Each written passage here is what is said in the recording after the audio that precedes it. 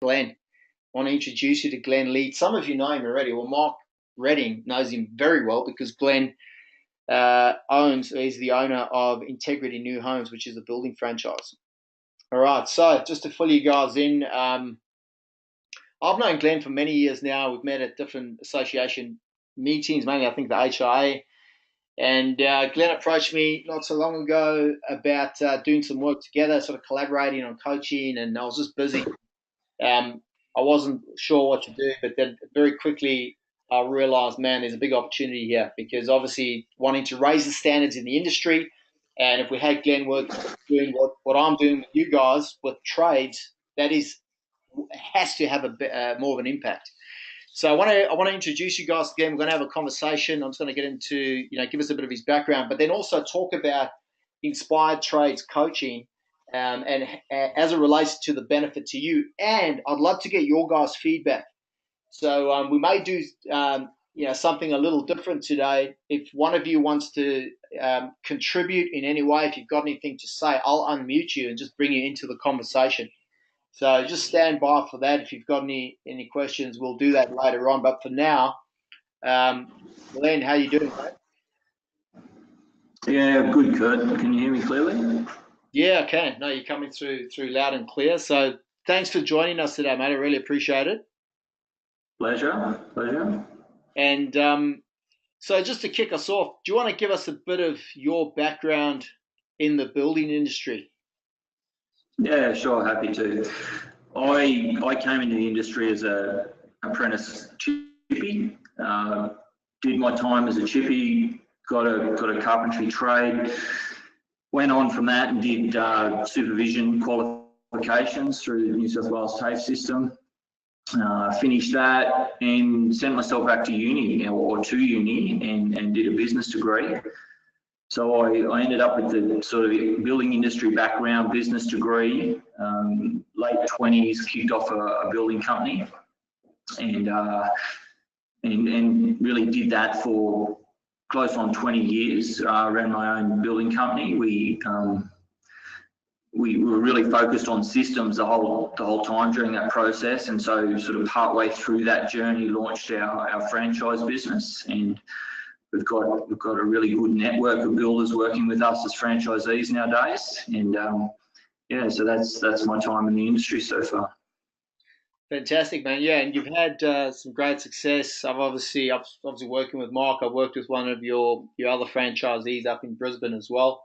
And having worked with a lot of different building franchisees, so I've worked with GJ Gardner, Smith & Sons, Aidenbrook Homes.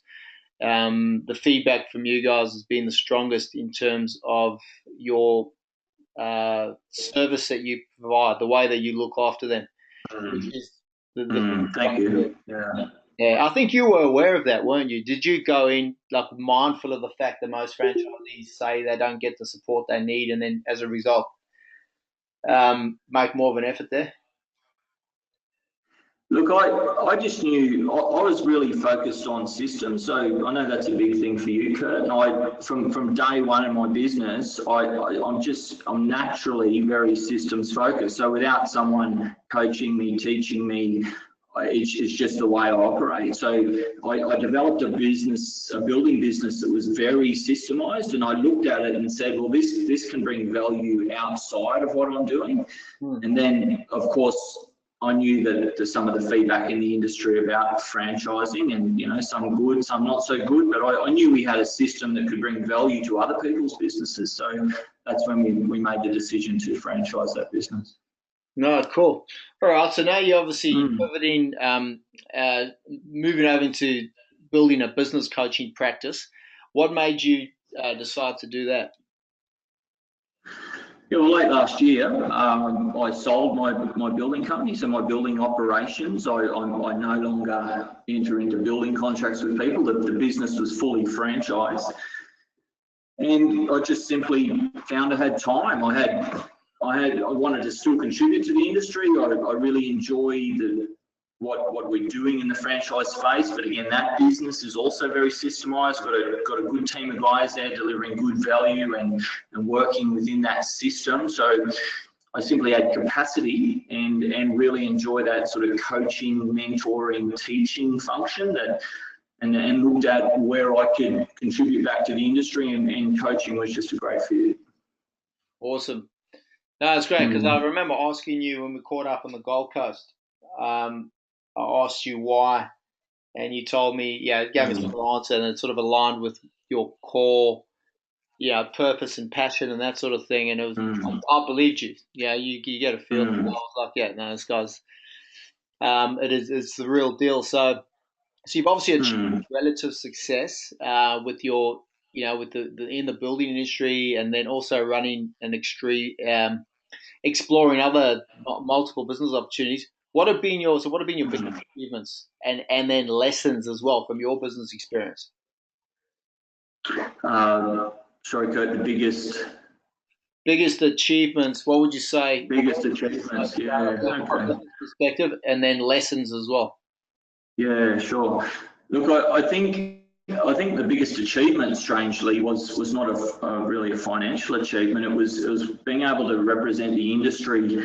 I was invited by the Reserve Bank of Australia to represent the building industry in an advisory capacity, and I found that a great honour, just to go into the Reserve Bank and say, hey, this is what builders are facing in Australia. This is how builders interact with banking and finance. This is what building conditions are right now. And doing that for a number of years, that was kind of what I'd rate as my biggest achievement. Sure, I've had success in terms of fastest growing builder in Australia, developing a franchise business, multiple HIA award winner. All those things have been great. But that time at the Reserve Bank was what I consider my biggest achievement. And in terms of the biggest lessons, I think that the biggest lessons are around value. In business, you constantly, value's got to be a two-way street. Unless you're finding a way to consistently bring value to your customer, then the relationship's not sustainable. And I think as business people, sometimes we go, this transaction's all about me. What can I get out of this? Whereas we've got to swing it around and go, how am I going to consistently bring value to my customer? And in doing that, the benefits flow the other way. It just can't be stopped. So that's my biggest lesson, and I continue to take through the industry, my time in the industry, finding ways to bring value to that customer. Right, I love that. That's one of my fundamental business philosophy. Under promise, over deliver. Just over deliver. Yeah. And if your focus goes there, well, where focus goes, energy flows. And like you say, you can't lose. No, that's great. Okay, so what about obviously, you'd know as well as anyone that mindset's really important for success, for business success. So how important do you reckon mindset is, and how would you describe yours? Yeah, look, mindset, Kurt, I've heard you say that mindset's at least 50% of the game, and I'd have to say we're singing from the same song sheet there. There's not a lot that differentiates guys in business, and building business is not dissimilar. Trade business is the same.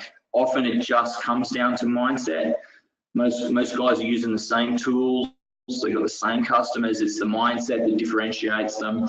If they go in and say, every day, I'm going to be the best I can in this environment I'm trading or working in, so I'm going to take my best into the workplace, then that's just going to be a reflection of everything they do. And in terms of my own mindset, look, that's the approach I take. I want to bring value to my customers. I want to bring the best of me into the workplace and into business transactions. So I just try and stay on top of my game, make sure I'm bringing a mindset that's 100% in the game into everything I do. No, I love it, man. That's it. So that's spot on, in line with the growth mindset. If you're constantly looking to add value and be better, you're going to be looking for ways to do that, engaging your subconscious or your reticular activating system, and it does put you in a whole different league. So that's awesome, man. Now, just onto a completely different subject altogether. When we caught up, you were in Brisbane on Friday at that HIA event. Mm, You mentioned a mm, situation mm, with the banks. So I was hoping you could share that just for the benefit of the guys on the call and those listening to the recording as well. mm. I think like I hadn't Yeah. heard of that happen before. Do you want to? You know what I'm talking about with the banks? Yeah, happy to share on this. I found myself in a situation that I think any of us could face, and it was fairly unique. I was building a set of units for a client. We're halfway through the build, so we were coming into the lockup progress payment.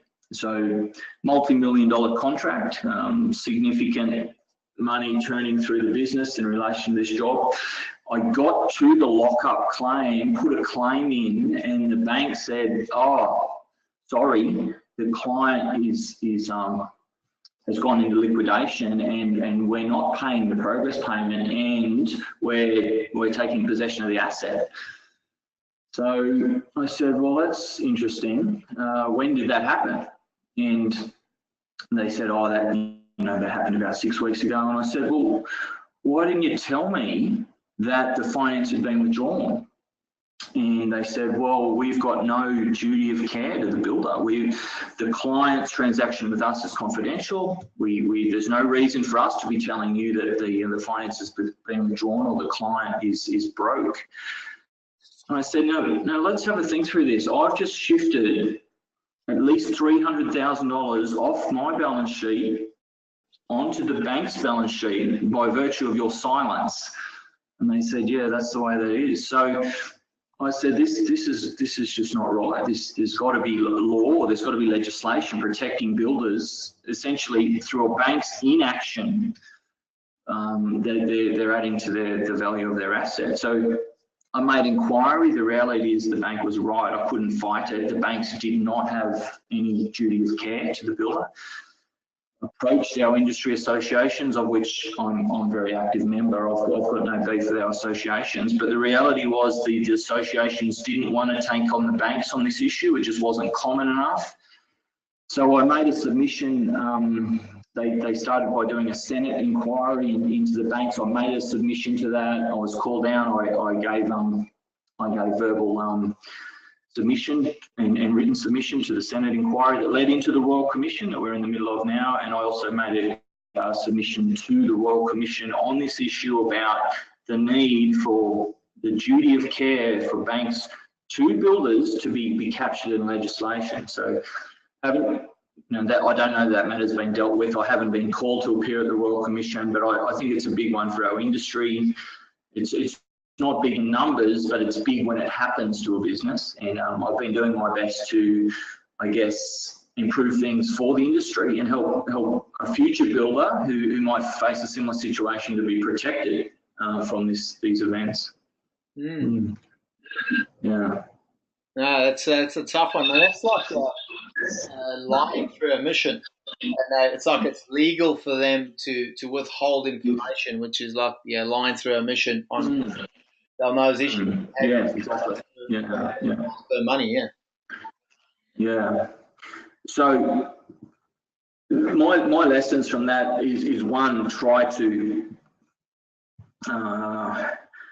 protect future builders and have this thing written into law that banks have a duty of care. Time will tell whether I'm successful in that, but it's really about trying to forward load those contracts from a cash flow point of view. That would be the only thing I could do differently. And mind you, I was doing my best at that time. But again, Kurt, your advice to your clients around getting that cash in early and forward funding these jobs is so critical. That would be all you could do to protect yourself from that situation.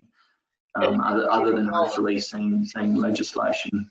With that one in hindsight, was there anything you could do differently besides front end loading and getting the cash flow in? Because 300K, it wouldn't really matter, if you weren't going to get paid, right? Or because there's no way of knowing. Is there any other? There's no other way of finding out or safeguarding against not knowing their client went down.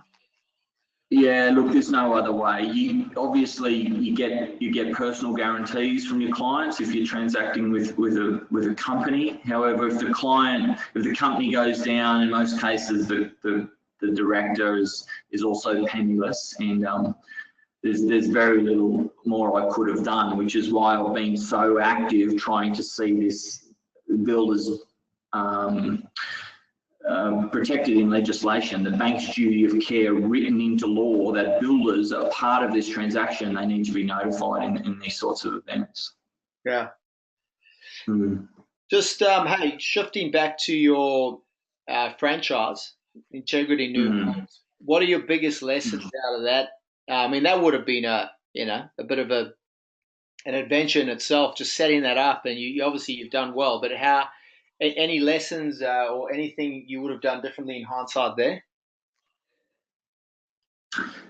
No, I mean there's plenty of lessons. There's lessons every day. Every building company is different. Mind you, the underlying principles are all the same, and I hear you talking about them all the time, Kurt. That focus on profit and workflow and cash flow and systemization and getting the right team around those systems. Those things are all very consistent. The challenge with franchising, of course, is the people involved and the way they learn that process. So franchising is a people game as much as anything. We have a great system, we have a great product, and it's just learning how to navigate the people that are then connected with that. Because when you're all trying to work with a common brand and deliver a great outcome across a national footprint, then you've got challenges around how to do that. But look, we stay very focused on building a real network of builders that are drawing on consistent resources and have a lot of success with it. So my biggest lesson in summary, mate, would be learning how to work with people. That's prior to that, a lot of your focus in a building business is how to be a great tradesman and a great builder. Once you get to a franchise business, it starts to become more about people. Yeah. No, fantastic. Yeah, people in process are the big two, sure, man. But Anthea has just written in here. Anthea, it's Anthea Ramsey, Brett Ramsey's wife. We're facing a similar situation at the moment. The bank has reneged on client finance. We received pre-approval and are owed 300 grand, 6 months outstanding. Jeez. Yeah, and see, there's a scenario where, what is there, 5 of us on this call at the moment, then it's more common than I think the industry is aware of, and why I'm pushing so hard to see protection for builders legislated. Yeah. Well, hopefully you get something, you get some a breakthrough in that department. But, man, with your just going big picture, and what's your end game for your business, or what are you doing this for? Yeah, mate, my end game, I don't have an end game in terms of a retirement strategy. As I've just shared, I've just transitioned from a building company to a trades business coach. So my end game at the moment is really thriving in this new business. I'm really motivated by, like I said, just giving back to the industry, giving back to businesses, trying to see improvement across the industry. I'm really motivated by not individual transactions, although they're important. The big picture for me is to see the whole industry improve, and that's why I've been prepared to stick my neck out around this banking issue, but also to get into coaching with a view to pulling in that direction where we can see trade businesses improve at the same sort of rate that we're seeing building businesses improve under programs like yours, Kurt. So the end game for me is seeing a better industry left behind as a result of my involvement. If I could achieve that, then I would have achieved my ideal end game. Beautiful, man. Oh, I love it. So there's a lot of alignment, which is why we obviously having this conversation in the first place. But let's talk about the benefits of you raising the standards and the business acumen of trades for building. So what would you say the top two or three benefits to builders is for trades getting, savvy. Yeah, I know being a builder, the big pain points with trades is one is around payment, particularly trade businesses that aren't well managed. If you're a day late on the payment, they're freaking out, and so another obviously pain point with trades is trying to get consistent quality out of them. You get a good job, you get two good jobs, you might get a bad job, and that's a pain point. And then the third one is around managing their risk to you as a business. So if they're not licensed, if they're not insured, if their OHS systems aren't good, then as a building company, you start to take on some of that risk of them not running their business as well. So what I see happening is if we can get alongside these trade businesses and start to help them manage their finances better, manage their systems and their staffing better, and managing all the way they operate their business in every level, we're going to see those benefits flow through to the builders. Where builders all of a sudden are going to be able to have those conversations and say, look, we need to go to 30-day terms, and the trade businesses go, well, yeah, we've structured ourselves correctly. We could accept 30-day terms, or we've now structured our staffing well so that we can consistently deliver good outcomes. We're not going to worry, oh, that guy was here this week and he's gone the next, and all of a sudden we're short-staffed or we don't have the right teams. So that's going to flow through to better quality outcomes on jobs, and then businesses that are systemised well and have the right processes in place. It's going to be easier for them to stay on top of where they're up to with their insurances, their licensing, their H&S, and everything that flows around that. So I think those pain points are really going to be lessened if we can coach trade businesses well and consistently and get those outcomes. Yeah, no, absolutely agree. 100%. I know these guys just using trade agreements out there, you're getting their trades on 30 days. Most people are fearful of doing that, executing on those trade agreements, just concerned about backlash from trades. But what we found is the top 1% of trades welcome it. They actually appreciate the fact that builders are setting high standards and are, have some structure, process to their business, because besides getting paid, the biggest benefit, the thing that trades most want is an organised builder. It helps them run their operation. That's frustrating. Yeah. Often that builders aren't organised. Look, it's really fascinating talking to some of my trade clients I've got on board at the moment. They're saying, "Oh, Glenn, one of our biggest problems is we have to be like the emotional sounding board for our builders." And I'm now saying to the tradesmen, no, what you have to be is someone that can demonstrate you're a professional trade business, and sure, you've got an ear for what the builder's challenge is, but you're not a dumping ground for every issue the builder has. And you're the efficiency that's going to come in your business as soon as you set yourself a professional standard, it's going to flow right through the business. So you talk about leadership and the right mindset, that flows right through the business. We're going to see some of these trade businesses turn around. No, fantastic, man.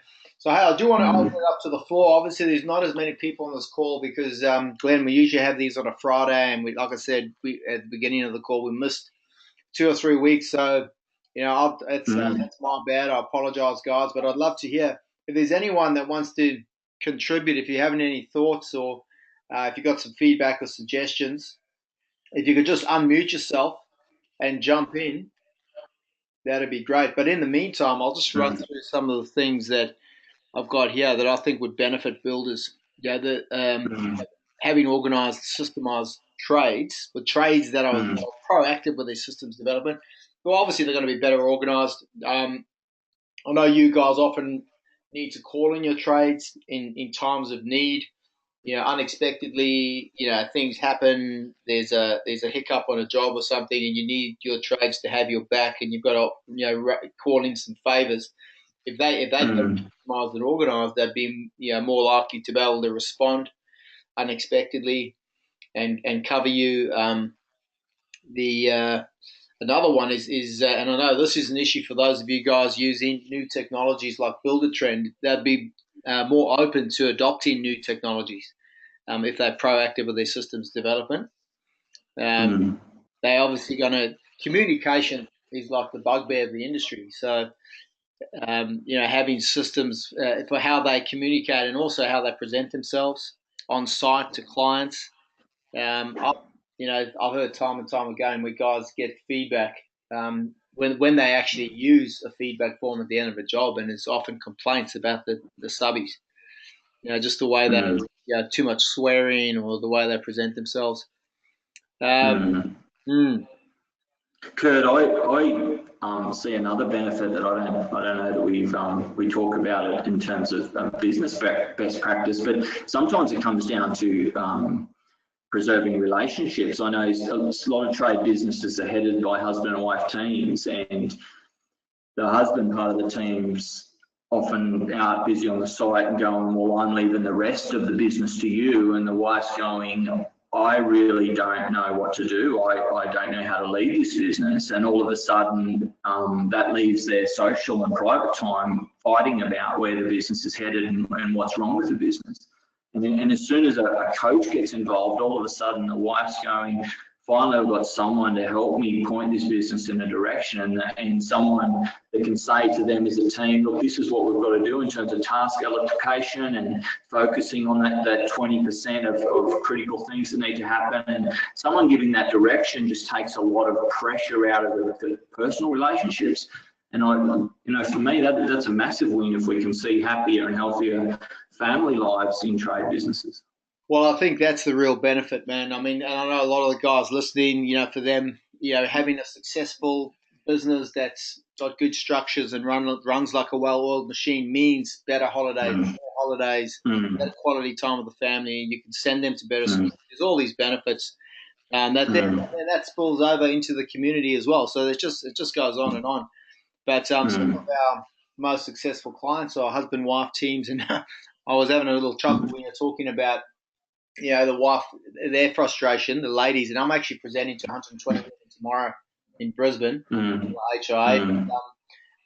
If I had a dollar for every time a wife said to me, I've been telling him that for years, I've tried to say something, but he won't listen to me, but he's going to listen to you, and that's just, it's like Yeah, it happens all the time. that's what I'm experiencing. Yeah. Yeah. Yep. All right. Mm. So, well, everyone's, there's guys are a little quiet. You obviously, we're covering all the points here. But I know there's obviously going to be a lot of guys listening to this recording. Here's what I want you guys to do, please. I'm assuming you're on board. I'm assuming you see the benefit to yourselves and to the industry as a whole in having better educated trades running, more organized businesses. So we would love for you guys to refer your best trades. I mean, I know just from the guys I've spoken to, you've said, yep, off the top of your head, 2 or 3 guys are those mavericks in your trade base, the guys that are proactive. They want to, they want to be the best, and they're already doing things. They're going to seminars or they're reading, Tony Robbins stuff or whatever it is. So those are the guys we really want to pick the low-hanging fruit, so to speak. If you guys can refer them over, what we'll do is Glenn's going to be running, not just one, multiple webinars, just which is it's a free online thing like what we're doing right now. Just talking through what he does and how he can help improve their business. So if you guys can flick across any or all of your trade names, we will name drop. We'll say, hey, got your details from so and so, and thought you might find this interesting or relevant, and then just invite them along. So it's basically just extending an invitation. If they don't want to learn anymore, that's up to them. But otherwise, I think it's going to be, man, I'm pumped. I'm really pumped because there's good. We're definitely singing off the same song sheet, like you say. All right, man. Thank you so much again for joining us. Yeah, pleasure. As well as all the guys out there, please send through some trade names. Make sure you lock in any action items you got out of this session. And we'll talk soon. Talk to you later, Glenn.